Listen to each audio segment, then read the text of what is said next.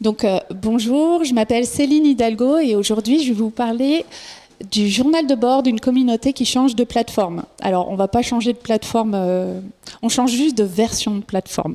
On passe d'un Moodle 3 quelque chose à un Moodle 4 quelque chose. Donc,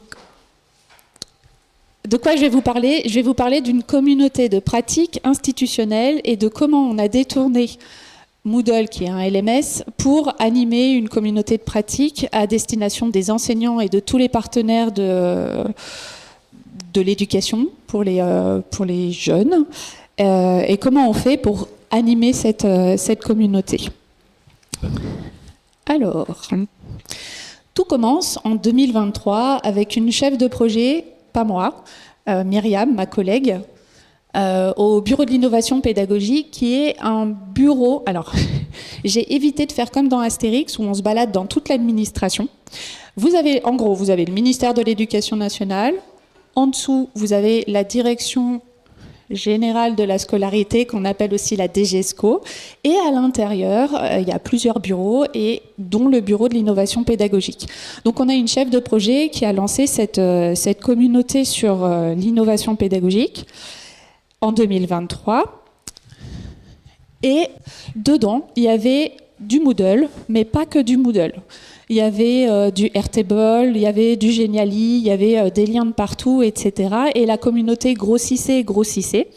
Et ils ont décidé de procéder à un recrutement. Donc en 2024, en septembre 2024, je rejoins l'équipe en tant que chargée de mission ingénierie numérique et pédagogique, avec aussi une collègue ingénieure documentaliste. Donc on a eu aussi une nouvelle chef de service, une nouvelle adjointe, donc une vraie restructuration de tout le bureau avec des nouveaux objectifs. Et puis tout ça mis ensemble, il a fallu qu'on fasse évoluer notre communauté. Avant même de changer de plateforme, donc j'ai marqué, on avait commencé des changements.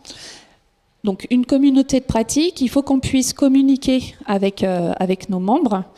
Et il faut aussi qu'on puisse écouter ce que les membres ont à nous faire remonter comme pratique du terrain pour pouvoir nous en inspirer, nous. Donc il nous faut une infolettre.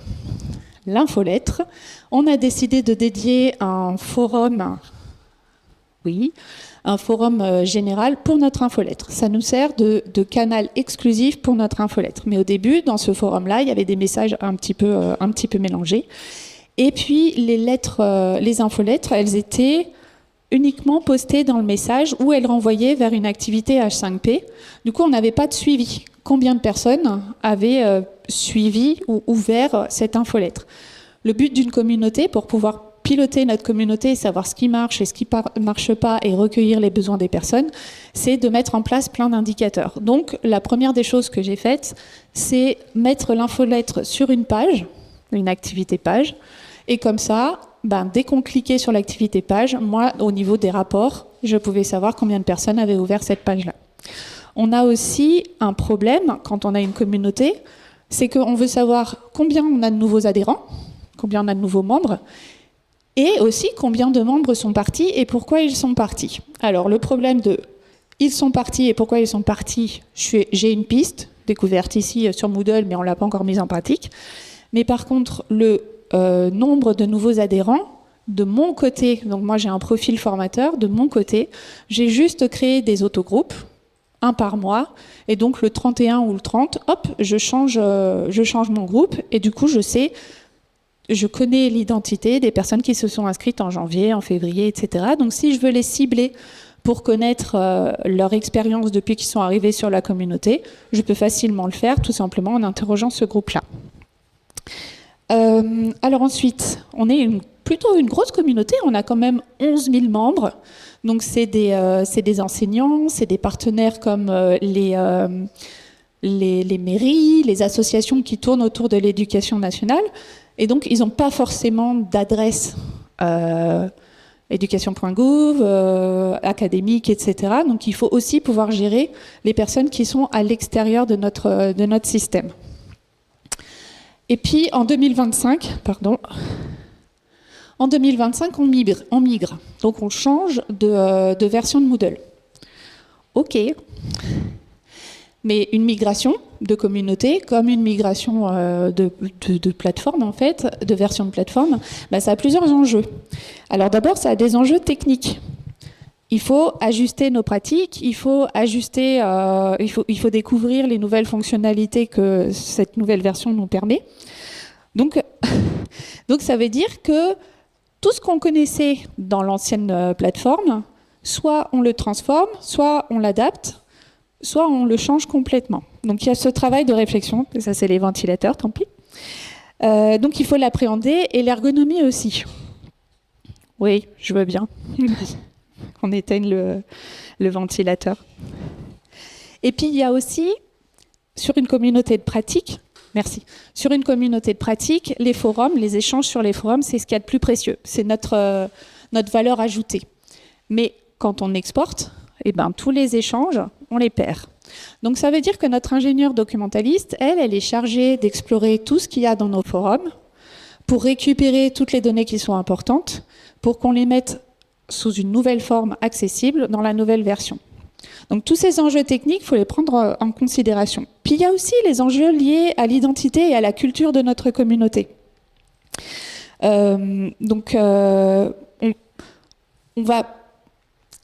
Notre communauté, c'est des enseignants qui vont parler de leurs projets transformants à l'éducation, dans l'éducation nationale. Mais quand on va changer de version, on va en profiter pour changer toute notre façon de procéder. Donc on a mis en place une nouvelle architecture, on a mis en place une nouvelle façon de contribuer. Et tout ça, il va falloir le faire rentrer dans la tête de tous nos membres. Mais justement, on a des enjeux humains et des enjeux organisationnels. C'est-à-dire que quand on va changer de version, on va mettre en place, ça n'existait pas jusqu'à maintenant, un parcours de première connexion. C'est-à-dire que les personnes vont arriver sur notre nouvelle plateforme et ils vont devoir passer l'étape de la charte. Ils vont devoir accepter la charte, et c'est seulement en acceptant la charte de la communauté qu'ils vont pouvoir accéder aux ressources de la communauté. Donc ça, il faut le faire accepter, parce que jusqu'à présent, la charte, c'était juste un petit lien quelque part sur la communauté, alors que maintenant, c'est vraiment une barrière à l'entrée. Et cette barrière à l'entrée, elle est nécessaire parce que c'est ce qui va nous permettre d'arbitrer le contenu qui va être partagé sur la communauté. C'est ce qui va nous permettre de dire, non, ça ne correspond pas à la charte, on ne peut pas laisser un message passer comme ça, ou on ne peut pas publier telle ou telle information, ou au contraire, cette contribution est très riche, elle va apporter beaucoup à notre communauté, on l'accepte et on va même la mettre en valeur dans notre infolettre, et on va même la mettre en valeur dans les événements qu'on peut monter. Donc il y a tout ce changement de paradigme à faire passer en même temps que d'arriver sur une nouvelle version technique. Oui. Au niveau organisationnel, ça change du temps, ça prend du temps de migrer de plateforme. Donc là, c'est comme une courbe temporelle, enfin une ligne. Déjà, il a fallu que je et mes collègues découvrions la nouvelle plateforme, la nouvelle façon de fonctionner. Les nouveaux modules que les développeurs de la direction numérique ont mis à notre disposition, donc dans Magister. Nous, j'ai oublié de le dire, ça, mais c'est une plateforme Magister qu'on a à notre disposition. Il faut aussi réfléchir à une nouvelle architecture. Donc on a profité d'une nouvelle activité qui s'appelle Module, qui est développée en interne, pas encore versée sur Moodle, mais qui est développée en interne et qui nous permet d'avoir une vision satellitaire. Je vais vous en parler juste après. Il a fallu se préparer techniquement parce qu'on s'est dit, soyons fous, on ne va pas faire que changer de plateforme. Il y a des enseignants qui développent des petits programmes super intéressants, dont un chatbot par Cédric Esselt de l'Académie de Lyon. Ce serait chouette qu'on puisse permettre une navigation avec un chatbot. Je vais vous en parler un petit peu plus tard. Donc il y a toutes ces choses-là de réflexion avant même de pouvoir mettre en place une nouvelle architecture. Il faut regarder ce qu'on peut faire, ce qu'on veut, ce qui était existant, ce qui fonctionnait pas bien, parce que sur une communauté, surtout de l'innovation, on teste. Il n'y a pas tout qui fonctionne du premier coup, et puis tout n'est pas forcément bon, donc on teste, on regarde les résultats et on va un petit peu plus loin. Ensuite, c'est là où on est. Nous, on est dans la version, on est actuellement sur cette phase-là, la phase de test et de révision. Donc on va utiliser des petits groupes de travail ou des personnes qui sont bien identifiées en fonction de ce qu'on veut tester. Alors, on a comme des personas. Moi, je suis rentrée dans un nouveau monde, en fait. On a des petits personas. On a par exemple Capucine. Capucine, elle n'est pas du tout à l'aise avec le numérique et c'est notre testeuse préférée. Donc il faut vraiment qu'on se mette à chaque fois à la place de Capucine qui arrive sur la communauté, qui a vraiment envie d'échanger sur la thématique de la communauté, l'innovation pédagogique, qui peut prendre plein de formes. Ça peut être le bien-être et les compétences psychosociales, ça peut être l'école inclusive, ça peut être les pratiques pédagogiques numériques et d'intelligence artificielle, ça peut être toutes ces thématiques-là, mais quand elle arrive sur la communauté, qu'elle n'a pas du tout l'habitude d'un environnement Moodle, bah, il faut y penser à elle. Donc c'est notre persona préféré en fait. Donc, c'est Capucine. Et puis un jour, tranquillement pas vite, qui est prévu normalement au mois d'octobre, eh ben, c'est le moment de la bascule. Donc, ça va arriver très vite. Ça, pour le coup, ça va arriver très vite. Donc, ce que je vous disais tout à l'heure, c'est que l'activité module qui est développée en interne à l'ADNE, pour Magister, ça nous permet de partir d'un cours, un Moodle qui s'appelle le cœur de la communauté. Et à côté de ça, on construit d'autres cours qui sont des activités Moodle pour chacune des thématiques que couvre notre communauté. Donc, dans Moodle, ça donne quoi ? Vous créez un cours cœur, un cours forme scolaire, un cours école inclusive, un cours ingénierie de projet et toutes les autres thématiques que vous voulez. Et dans votre cours cœur de communauté, vous ajoutez une activité module en appelant chacun des cours. Donc ça veut dire qu'ils sont tous reliés. C'est différent d'un métacours, mais parce qu'un métacours, on n'a pas le degré de complétion de chacun des cours. Alors que là, dans module, on peut avoir le degré de complétion de chacun des cours. Et puis, il y a ce petit... Voilà, je me suis entraînée hier. Voilà. Il y a ce petit truc-là, le parcours de première connexion dont je vous ai parlé tout à l'heure, qui nous paraissait indispensable à mettre en place. Donc, ça veut dire que quand une personne rentre dans la plateforme, donc joli petit algorithme, on est tout en haut. Voilà. Elle rentre dans la plateforme. Est-ce que c'est la première fois qu'elle se connecte ? Oui. Si c'est la première fois, on lui propose, on lui impose pas, on lui propose de regarder une petite vidéo, un petit peu une publicité, un spot publicitaire pour qu'elle sache ce qui va l'attendre à l'intérieur de la communauté. Donc si on parle en termes de business, c'est ce qu'on appelle une proposition de valeur. Dans cette petite vidéo-là, on explique tout ce que la personne va pouvoir trouver dans la communauté et tout ce à quoi la personne va pouvoir contribuer. Donc, ce n'est pas une vidéo qui dure 30 plombes. Notre public destinataire, ce sont des enseignants, ce sont aussi des partenaires. Et on n'a pas forcément le temps de passer 3 heures à regarder une vidéo publicitaire pour savoir si ce cours dans Magister, cette communauté dans Magister nous intéresse ou pas. Donc c'est vraiment un petit spot publicitaire d'une petite minute. Comme je ne l'ai pas encore fait, je ne peux pas vous le montrer, mais enfin, j'en ai fait un démo avec des petites vidéos à droite à gauche pour faire valider comme idée au chef, à la chef. Et donc la personne peut choisir, est-ce que je veux regarder cette petite vidéo ? Oui. Donc c'est là, j'ai du mal avec ma petite souris. Voilà, elle arrive. Voilà. Oui, je veux regarder la petite vidéo, ou non, je ne veux pas la regarder, je veux directement adhérer à la communauté. On s'est vraiment intéressé au parcours usager dans cette nouvelle architecture. Donc, je veux directement adhérer à la communauté pour faire accepter la charte de la communauté. Donc, la charte de la communauté, c'est une activité accordéon H5P qui est posée dans un questionnaire, et à la fin, on n'a qu'une seule question. Est-ce que vous validez votre inscription à la communauté ? Oui. Ça clique, ça débloque tout le reste. Non, bah tant pis, vous restez à l'extérieur de chez nous. Voilà, donc ça c'est notre accueil de première connexion. Donc je vous parlais tout à l'heure d'un collègue qui a développé un petit chatbot. Donc je ne crois pas dire de bêtises. Il est disponible à tout le monde sur la Forge. Oui. Ouais, bon, il est disponible à tout le monde sur la Forge parce que tout à l'heure, une personne qui était à l'extérieur de l'éducation nationale m'a dit oui, je l'ai déjà utilisé, donc je pense que c'est bon. Et en fait, nous, on l'a appelé Aide. Est-ce que vous voyez le jeu de mots ? Aide pour aidez-moi. Aide. Voilà. Donc on l'a appelé Aide. C'est pas la version définitive, définitive de graphisme, on est en train de travailler dessus. Mais en fait, ce chatbot-là va nous permettre de servir de guide à l'intérieur de la communauté. On va complètement éliminer la barre qu'on a là, enfin la bande qu'on a là qui indique le sommaire. En fait, toute la navigation dans la communauté va se faire avec aide et avec des liens qui seront à droite à gauche dans les activités, dans la partie centrale. Donc, notre petit chatbot, alors je l'ai testé, parce que l'accessibilité, c'est aussi un grand thème général et dans notre bureau aussi. Je l'ai testé avec NVDA et a priori, quand on survole avec la souris, mais moi, j'ai peut-être pas le bon usage, mais je pense que c'est comme ça, quand on survole avec la souris, il lit bien tout. Donc, pour l'instant, ça passe ce critère-là. Oui, donc la première des questions qu'il va poser, c'est est-ce que tu veux que les liens sur lesquels tu cliques s'ouvrent dans un nouvel onglet ou s'ouvrent dans cet onglet-là? Parce qu'il y a des usages différents. Donc, on demande, c'est vraiment de la personnalisation de navigation.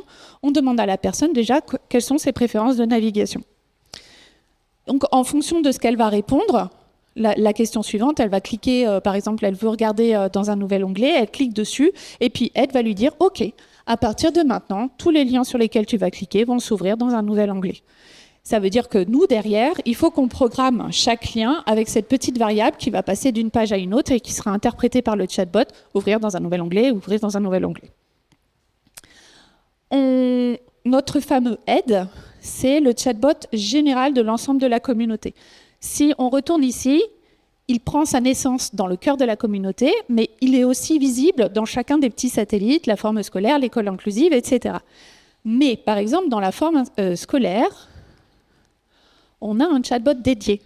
Donc ça veut dire que Aide, quand on arrive sur le module de la forme scolaire, il donne la main à Flexi. Flexi, c'est un petit chatbot qu'on a développé pour une activité bien précise, pour accompagner les enseignants dans la mise en place de nouvelles pratiques pédagogiques au niveau des espaces flexibles.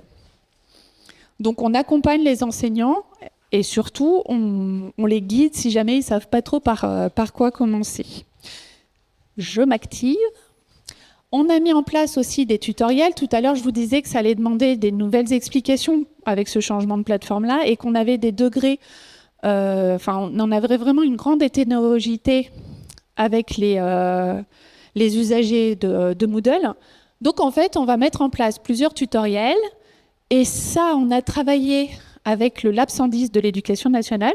Et puis un jour, je me suis fait, mais pourquoi on n'utiliserait pas l'activité H5P vidéo interactive pour mettre en place nos tutoriels? Donc en fait, tous nos tutoriels vont être déclinés comme ça. On a une petite vidéo avec des petits points ici qui va tourner en boucle. Donc quand je vais cliquer sur la petite main, je vais arriver au point suivant qui va m'expliquer à quoi sert cette fonctionnalité. Et donc on va se renvoyer comme ça les différentes fonctionnalités et on accompagne l'utilisateur avec un tutoriel interactif. Enfin, voilà.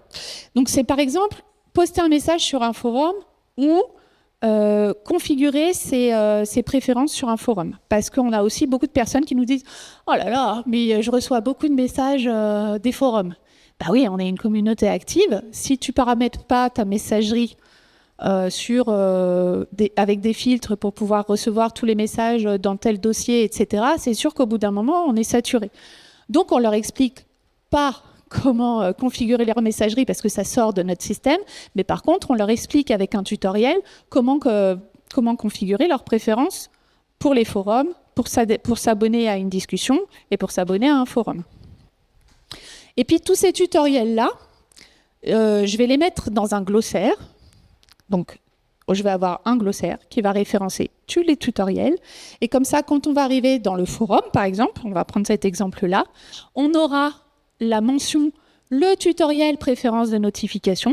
Quand on clique dessus, on a la petite pop-up qui s'ouvre et ça nous envoie vers le lien tutoriel. Là encore, le tutoriel, il est inscrit dans une page, une activité page de Moodle. Et ça nous permet de suivre en termes d'indicateurs combien de personnes ont cliqué effectivement sur ce tutoriel-là. Et dans une pratique d'amélioration continue, dans cette page, on dit « Est-ce que vous avez un commentaire à faire sur ce tutoriel ?» Donc, on écoute vraiment nos membres. on a aussi un autre glossaire pour le vocabulaire commun, parce qu'on est une communauté innovante, mais si on ne parle pas tous de la même chose, chacun part avec son idée d'un même terme, et ça peut créer des conflits plus tard. Donc ce glossaire-là, il est alimenté par la communauté, et on se met tous d'accord. Et on se met tous d'accord sur, à chaque fois qu'on dira ce mot-là, c'est ça que ça voudra dire.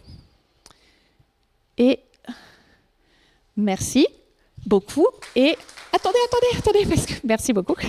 Mais c'est surtout, en fait, en présentant cette conférence, j'aimerais savoir si vous avez mis en place des communautés de pratique et quelles sont vos pratiques pour échanger un petit peu sur tous ces points-là. Parce que nous, des fois, on rencontre des problèmes. On a beau faire fonctionner notre côté innovant, peut-être que vous y avez déjà réfléchi et ça m'intéresserait beaucoup de savoir comment vous faites. Voilà maintenant.